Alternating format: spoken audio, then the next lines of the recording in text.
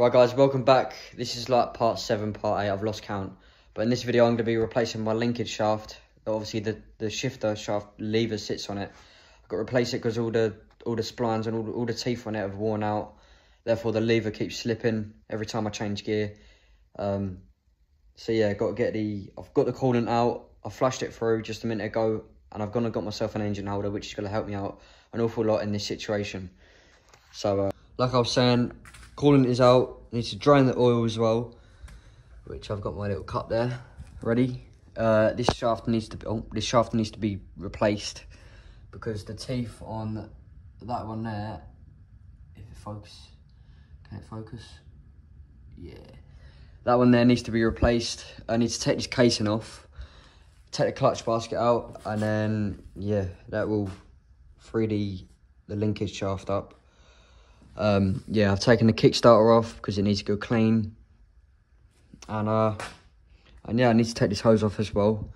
I've ordered some new hoses which are on their way, and I've cleaned up the rad a little bit yesterday as well. So while I was putting them tyres on, cleaned up the rad. Waiting for some new hoses because yeah, got to get some new clips on them as well, and that's where I'm at. So I'll put you on my tripod, get this shaft in, and yeah, see how long it takes.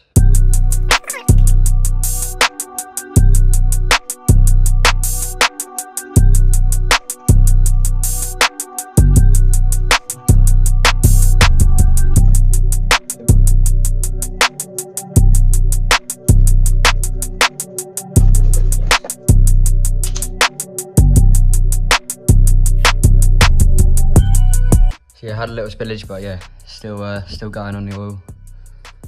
And yep, one step closer to getting that shaft in. It's looking a bit more cleaner. I've gone over this with a Scotch pad, casing. It's just them black spots I can't really get to. But yeah, that's we are moving the needle bit by bit. So guys, now that the engine oil has been drained, let's get the casing off and the clutch basket. So guys, this is the latest on the kx85 rebuild.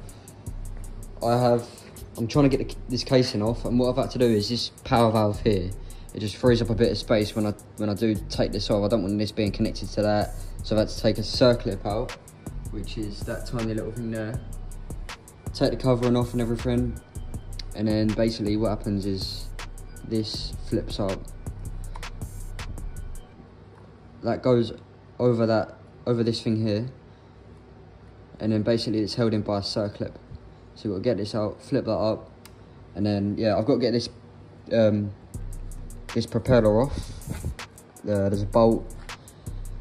It's not allowing me to take this casing off properly. I've taken all 9, 10 bolts out. Yeah, and I've got a little paper noting where everything is, so I don't get confused.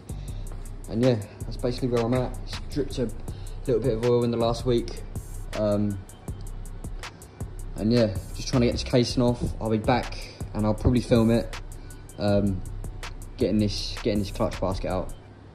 Right, so I managed to get it off in the end. I thought it was going to be like a reverse thread or something, but it's not.